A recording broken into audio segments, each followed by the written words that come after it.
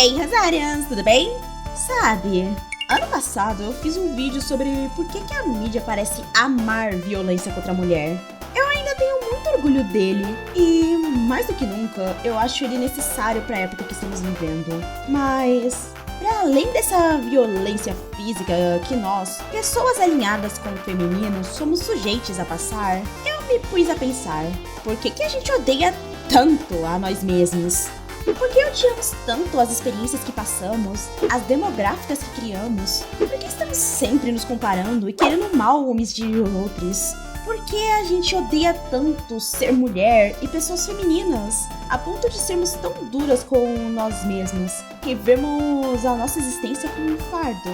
Bom, para além da resposta óbvia de o patriarcado nos faz odiar tudo que sai da bolha restrita de masculinidade, eu queria explorar 3 obras em que a vivência feminina é um dos seus pilares mais importantes, mostrando para as garotas, pessoas não binárias e também para os garotos que a vivência no feminino é tão merecedora de holofotes quanto a vivência masculina.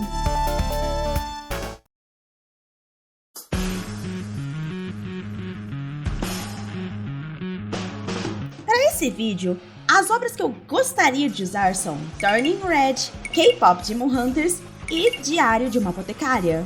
Tanto porque são obras que eu vi recentemente, quanto porque elas possuem aspectos que se complementam bem. Para começar, Turning Red.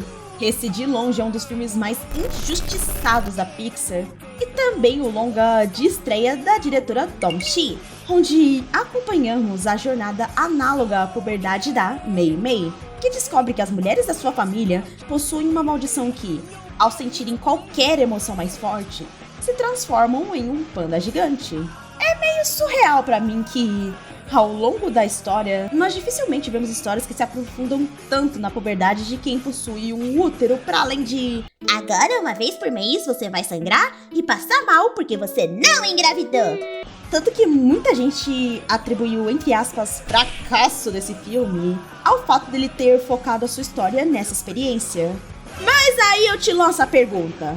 Alguma vez culparam o fracasso de um filme de herói por focar demais na experiência masculina? A experiência feminina e não binária é tão alienígena assim pra causar esse afastamento?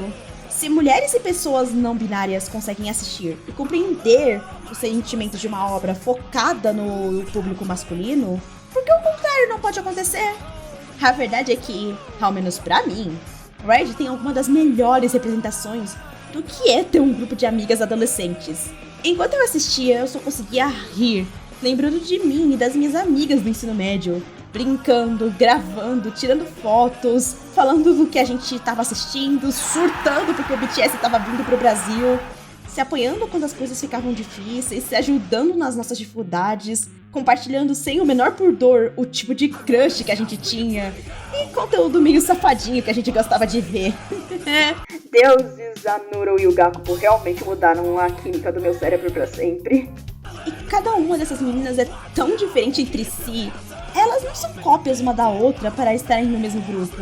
Elas são mulheres diferentes que, unidas por essa mesma paixão, se tornaram amigas e se complementam perfeitamente. E eu estou aqui por isso! Ai, no meio de café só dá gente dançando desse mesmo jeitinho. E falando de se complementar, bora falar do irmão mais novo desse filme? K-Pop Demon Hunters, ou Guerreiras do K-Pop, foi uma evolução natural de Turning Red. Aquelas meninas animadas pra serem mulheres viraram um bando de mulherão da porra que, na mesma cena que estão metendo a porrada nos demônios com uma espada deste tamanho, elas estão retocando a maquiagem, comendo um miojinho e até sendo meio nojentas no jeito de comer e bem desleixadas quando estão no seu momento de relaxar. Aqui, até a mais durona das nossas heroínas não precisa esconder a sua euforia ou vontade de pegar alguém pra se mostrar capaz de fazer o seu serviço. A mais fofa não deixa de ser letal, mesmo quando ela tá vendo seus videozinhos de tartaruga. A mais centrada também pode ser boba e se emocionar quando a situação pede. Rumi, Mira e Zoe são literalmente a minha fantasia de poder. Cantar, dançar, fazer arte numa roupa divânica enquanto eu chuto uma mochila de criança pro inferno. E o que eu faço depois disso? me jogo na minha cama, de roupão, enquanto eu babo por personagens fictícios, meus ídolos. E o meu mozãozinho querido. Agora, a Mau Mau. Aqui a gente volta pra China antiga e, apesar de não parecer, a Mau Mau usa muito do que ela aprendeu com outras mulheres para resolver os inúmeros casos que surgem no Palácio do Imperador. Ela escuta com atenção as fofocas que a amiguinha de trabalho dela conta pra procurar lógica naquilo. E a partir da fofoca, resolver o caso. Ela usa os conselhos das garotas do bordel pra conseguir se aproximar tanto dos outros homens quanto das outras mulheres. E eu acho que a coisa mais linda sobre a Mau Mau é que, mesmo que ela não goste de alguma garota, ela não se acha superior a ela por ser alguém mais racional. Ela julga atitudes, mas nunca o gênero. Ela entende que todas elas estão em um lugar onde elas não têm vantagem nenhuma. E por isso, consegue ter uma empatia absurda com as suas iguais e as aconselha mesmo quando não gosta tanto delas. Em todas essas obras, o universo feminino é tratado com muito carinho. O uso ou não de maquiagem são escolhas próprias e não o status de quem é superior ou não. O apoio e carinho entre as garotas é algo incentivado, criando uma rede de proteção que, mesmo nas diferenças que elas têm, todas elas conseguem se sentar e se entender. A euforia de ver algo que você admira na sua frente, as nojeiras inevitáveis de estar crescendo, a devoção pelos seus interesses especiais. Essas obras tratam todas essas coisas e até mesmo coisas simples como mostrar absorventes numa animação com tanta naturalidade que a gente fica até surpreso quando se dá conta de que isso não é algo comum. Tratar a vivência feminina como algo humano. Mas vocês sabem uma coisa que é muito naturalizada? Se tem uma coisa que toda pessoa criada dentro do espectro de feminilidade é expert com certeza, é odiar esse aspecto dentro de si e sentir vergonha por ser dessa forma em vários sentidos.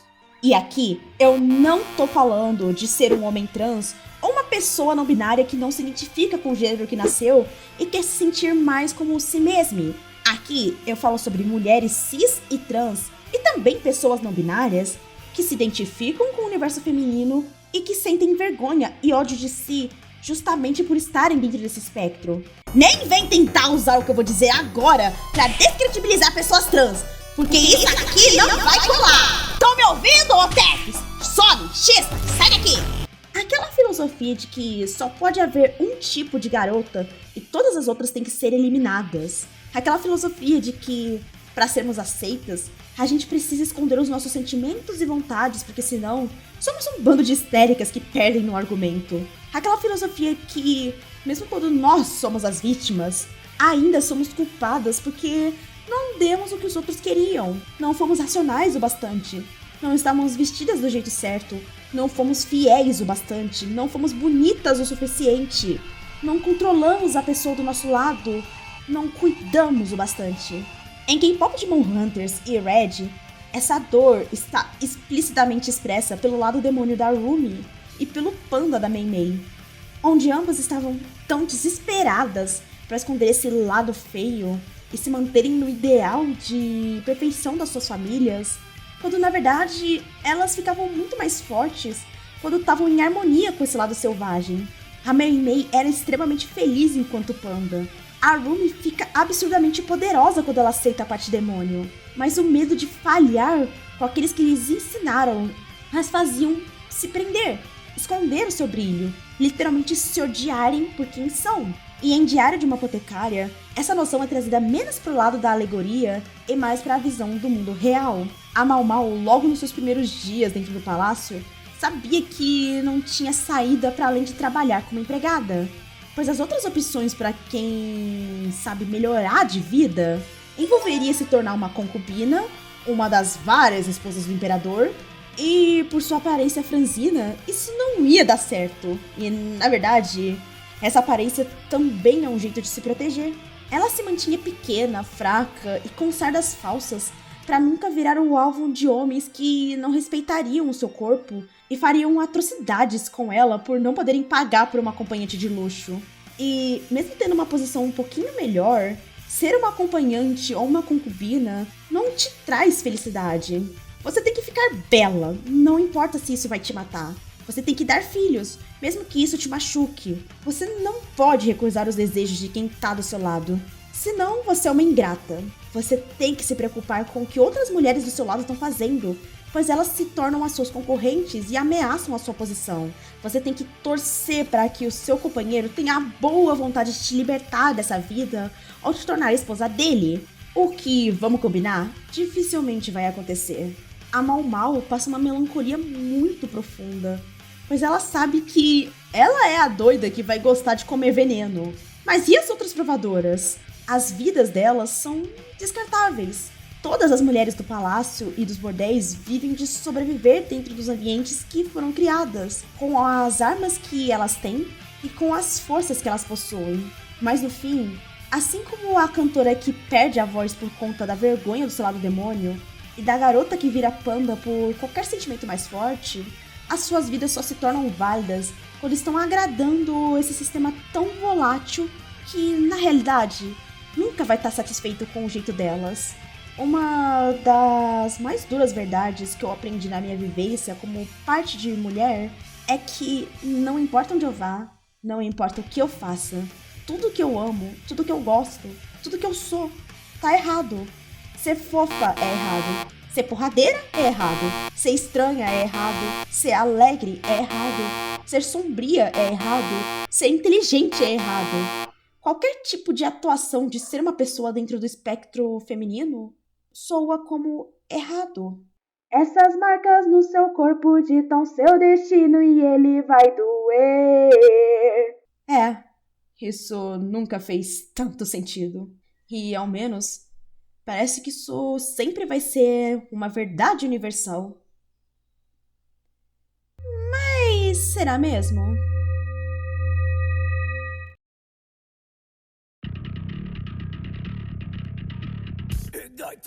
Eu sei, o nome desse capítulo parece coisa de livro de autoajuda. E meio que eu tirei esse título de um. Valeu, tia Xanda! Mas, me escuta! Sim, o mundo tá cada vez mais machista. Sim, estamos afundados até o pescoço de conteúdo que promove a violência e o ódio contra as mulheres. Sim, dá um nó no estômago ver o aumento crescente do feminicídio e que as pessoas ainda têm coragem de julgar a vítima e preferem achar justificativa de por que aquele cara resolveu tirar a vida dela. Porém, se a gente aceita que essa sempre será a nossa realidade e isso nunca vai mudar, é aí que as coisas não mudam mesmo. Tudo começa com entender por que a gente esconde tanto as coisas que nos fazem sermos bem. Nós!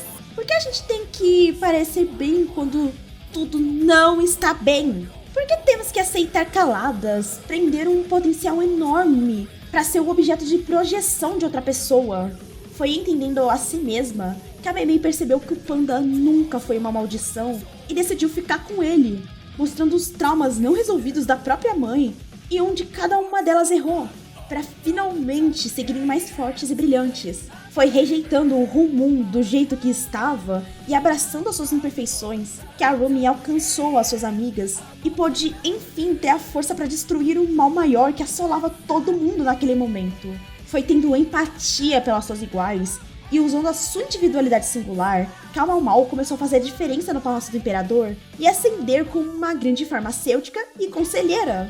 Essas mulheres, essas pessoas femininas, abraçaram tudo que faz elas serem elas e tornaram isso uma força. Elas não se conformaram com uma caixinha que diminuía todos os seus gostos e peculiaridades, mas sim escolheram um caminho mais difícil, que é ser ainda mais elas mesmas, mesmo que isso significasse causar desconforto em outras pessoas.